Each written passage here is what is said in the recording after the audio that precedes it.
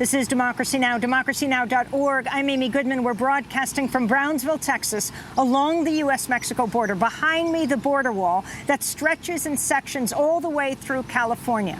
This Rio Grande Valley is the epicenter of the Trump administration's zero-tolerance policy that's led to the forcible separation of more than 2,000 children from their parents. Thursday's Families Belong Together rally at the federal courthouse here in Brownsville culminated with people marching across the street to the federal courthouse, where migrants apprehended under the Trump administration's zero-tolerance policy have been prosecuted in mass trials. I was there to document the action along with the Democracy Now! Team, along with Democracy Now!'s news fellow, Libby Rainey.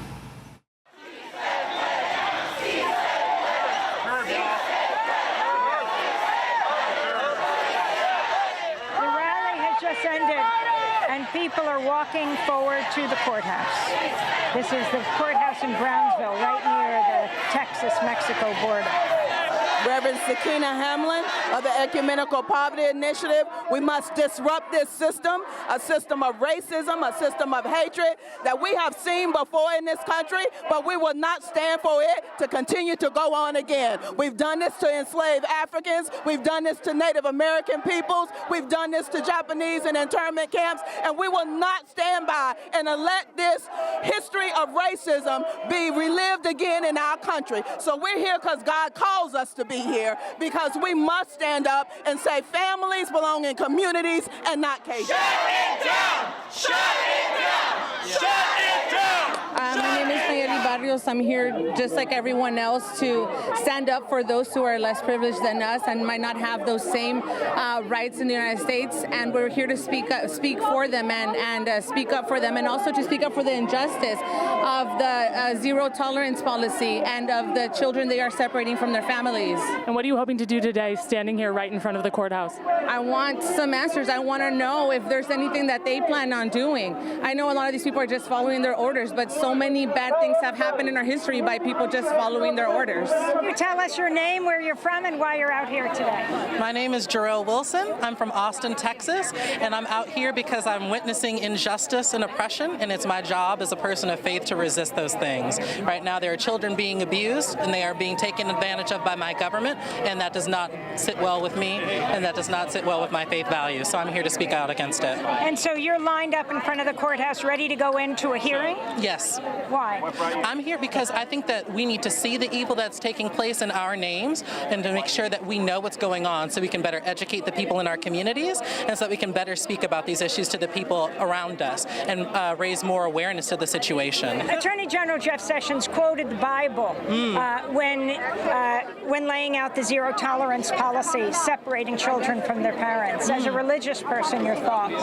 My thoughts, first of all, is that Jeff Sessions took that verse out of context and then abused its purpose. But I would invite him to look at scripture in Leviticus chapter, I believe it's 19, that speaks specifically about how we're supposed to treat immigrants with dignity and with respect, because all of us have been wanderers in one way, shape, or form, and we needed dignity and respect. This is the people's house. You cannot keep us out. People who are at the Keep Families Together rally here in Brownsville have now walked forward to enter the federal courthouse here in Brownsville, where so many migrants have been taken, so many migrants who've been separated from their children. They're demanding to go inside. Police are here, security of the Department of Homeland Security. We'll see what happens. My name is Julie Madrigal. We're here to request access to the court hearings that are taking place.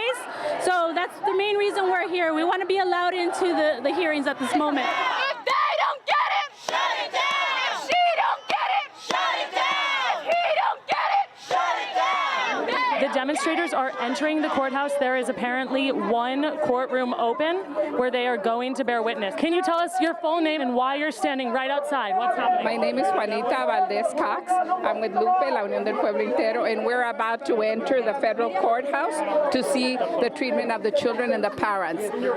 To see, because Trump has said that the parents can't, they won't be separating the children, but Trump also says that they shouldn't even have court or lawyers or judges. Okay, and with that, she entered the courtroom. My name is Tim Eakins, and I'm here supporting the ACLU.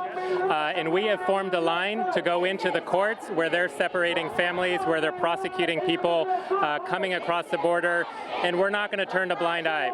We're here, we're going to show up.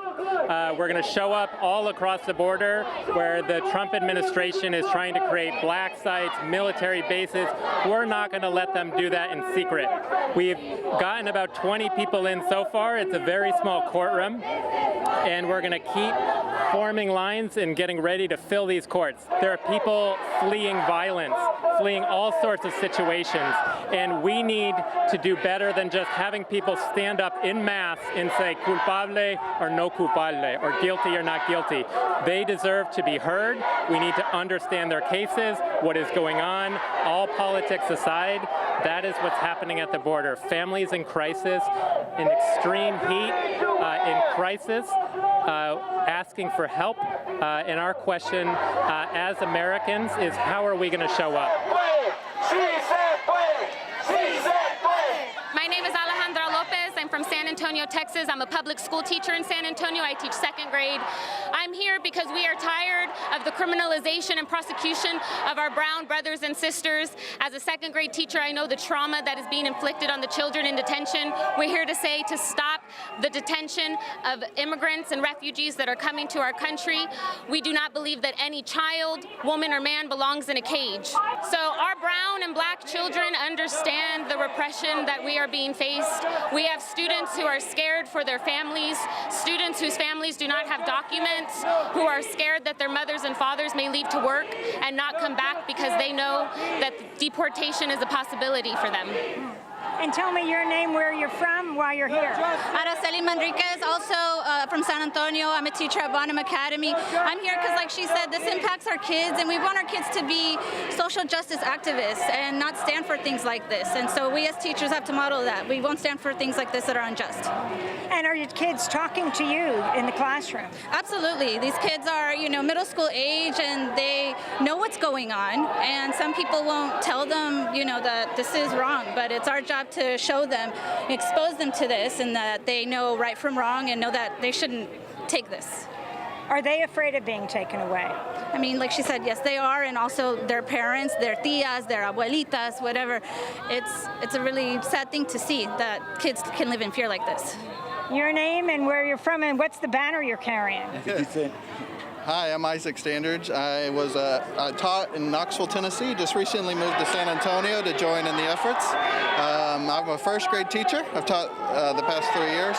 And I got into education because it's one of the last remaining places where anybody can show up to the doorsteps and they're accepted. And so You mean public schools? Public schools. Public schools are the last place where anybody can show up and we let them in.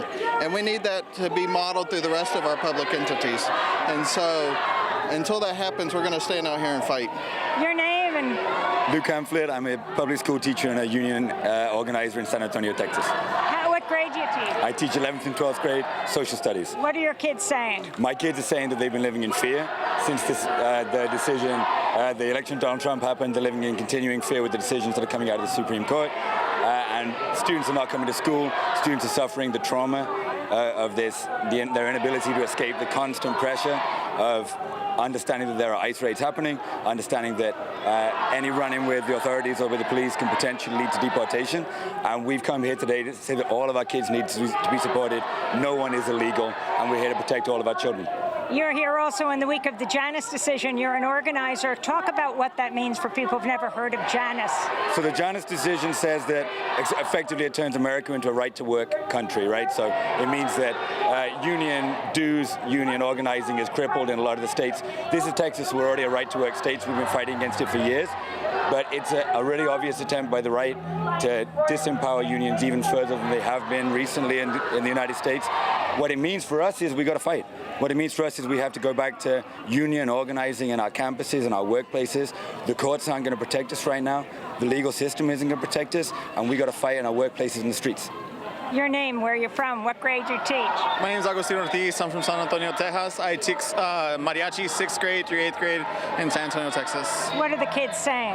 They're afraid to come to school. They get nightmares at night that ICE is gonna come into their homes and take their parents, and they're gonna have to go live in a cage or in Mexico where they know nothing of, that they were only there for maybe a year, maybe 2. What do you tell them?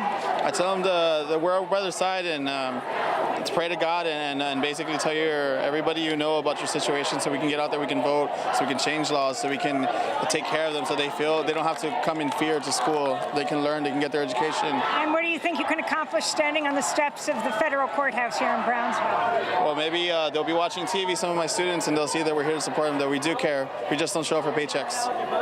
And your name, where you're from? My name is Cuauhtémoc Toren. I'm from San Antonio. I'm with the Young Democratic Socialists of America at my campus. What campus? The University of Texas at San Antonio. And why are you here on the courthouse step? Here to protest against the detention of families and overall just the status of people being labeled illegal. My parents came here as immigrants, so From where?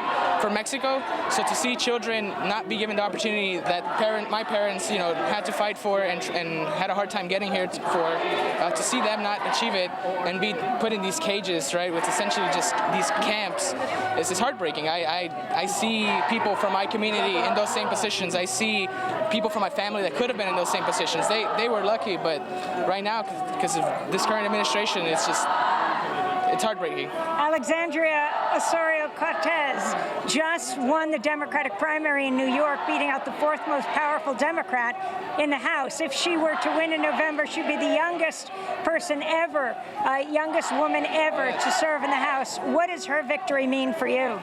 It means that the youth, our push to the left, our bold stance on socialism, on bold stances like no human being illegal, abolishing ICE, they are mainstream now.